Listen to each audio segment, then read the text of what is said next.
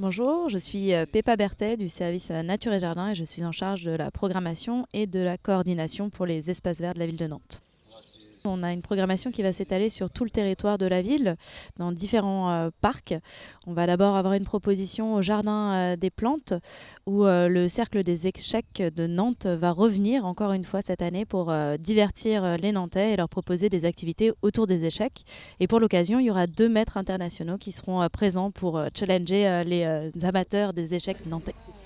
On a une programmation qui est plutôt opportuniste. On a été appelé par plusieurs partenaires. C'est le cas également, c'est le cas du musée Jules Verne, avec qui on a monté une programmation pour le jardin extraordinaire. Le musée Jules Verne va ouvrir son jardin. Il va le faire visiter pour découvrir les références littéraires qui se cachent dans le jardin. Et en parallèle, le jardin extraordinaire sera ouvert et les jardiniers vont accueillir les visiteurs pour leur faire des visites flash autour d'espèces végétales qui se terre dans ce jardin et qui est assez extraordinaire parce qu'il est dans une carrière et du coup on a un climat qui est très propice à des cultures qui sont plutôt tropicales. On invite tout le monde à venir et à découvrir plus amplement ces espaces. C'est le cas aussi pour la chantrerie où on a une programmation qui va s'étaler sur le dimanche qui est en parallèle avec les dimanches à la ferme qui se passent à la chantrerie tous les ans.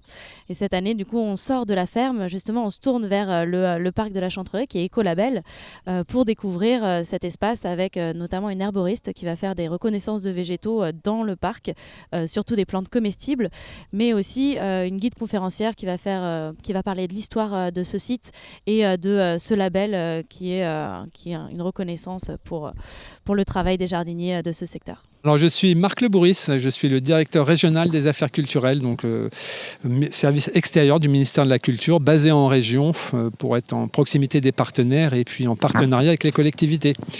Alors, la place de la DRAC elle est importante puisque c'est une manifestation qui est à l'origine créée par le ministère de la Culture en partenariat avec les associations pour les parcs et jardins, avec les propriétaires aussi, qui font un travail remarquable à l'année. Vous savez qu'un jardin c'est quelque chose de très fragile. On l'évoquait tout à l'heure en conférence de presse. Il suffit de 2 ans sans entretien pour qu'un jardin disparaisse. Il ne reste plus que le squelette, le grand plan. Donc c'est aussi l'occasion de renvoyer au grand public effectivement tout ce travail des jardiniers, mais aussi toute une filière puisqu'on forme les architectes paysagistes dans nos écoles supérieures d'architecture. Il y a toute une filière derrière aussi de production du génie végétal particulièrement en France et dans cette région aussi, en Anjou, mais en Centre-Val de Loire.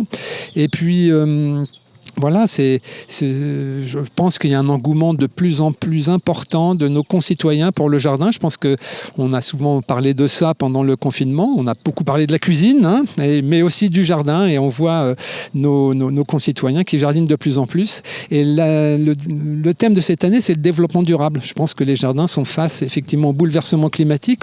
On voit bien les floraisons de plus en plus précoces, avec des fois des gels tardifs qui viennent effectivement un peu abîmer tout ça. La ressource en eau qui est de plus en plus rare, les intrants, donc les produits phytosanitaires qui quand même sont un vrai danger pour la nature. Donc si on a le rapport du GIEC en tête, je pense que dans nos façons de cultiver, y compris nos petits jardins, il y a beaucoup de réflexions et ça sera l'occasion en tout cas de rencontrer beaucoup de professionnels dans 144 jardins ouverts et d'échanger avec eux sur effectivement comment s'adapter de façon faisant plus attention possible au développement durable pour continuer à avoir de beaux jardins, peut-être avec des nouvelles essences aussi qui résistent mieux à l'eau. La ressource en eau va être de plus en plus rare, donc les jardins doivent s'adapter. C'est l'occasion d'y réfléchir cette année, puisqu'on a eu aussi une journée de recherche et de formation nationale sur cette question-là qui a été très très suivie. Et on a beaucoup de jardins monuments historiques dans cette région. On en a 146, donc peuvent effectivement se prévaloir de financement auprès du ministère de la Culture,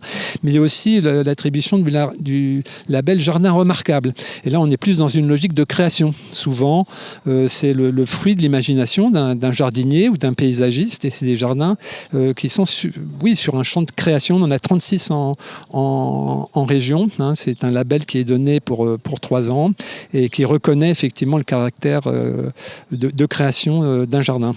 Après, il y a tout ce travail à l'année qui est fait à la fois avec les parcs et jardins vis-à-vis du grand public, vis-à-vis du milieu scolaire, scolaire. Voilà, donc ça permet d'illustrer l'ensemble du travail de cette filière et surtout l'investissement des propriétaires jardiniers.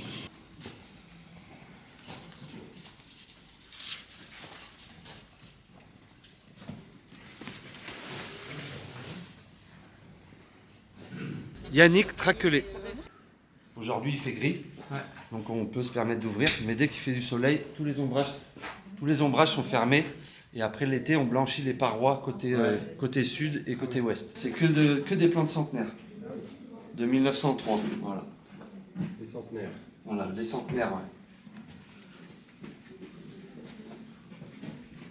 Donc elles sont rempotées tous les ans. Hein. Ah oui. Guilang, il est là, ouais. Oui. Chanel numéro 5. C'est Ouais. pas celle-là. Hein. Ça, c'est une Solanacée, la famille des tomates. Ouais. Et si vous mettez le nez dessus, ça sent le bitume. Ouais. Ouais, ça sent le bitume, ouais.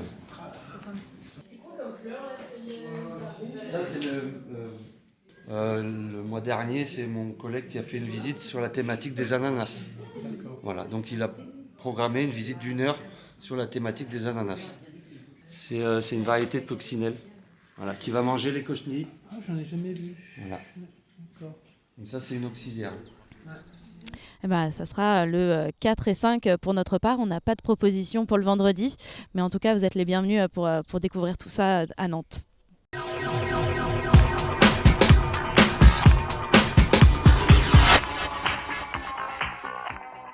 There is no long